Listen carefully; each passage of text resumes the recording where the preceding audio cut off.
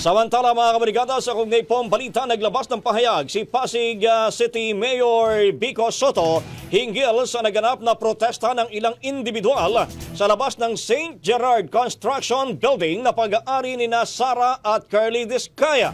Ayon kay Mayor Soto, batid niyang galit at dismayado ang lahat pero hindi ito dapat idaan sa dahasa. Aniya, hindi naman ang mga korap ang masasaktan kapag bumigay ang gate kung saan naganap ang rally. Nag-aalala umano siya para sa mga security guard, mga trabahador at ilang rallyista.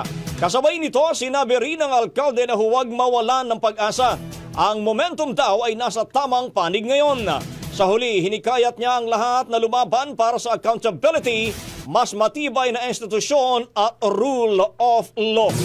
Ang bahaging ito ay hatid sa atin ng Mom's Love ES1 Capsule. Simulang tuparin ang pangarap ng iyong anak. And stunting now!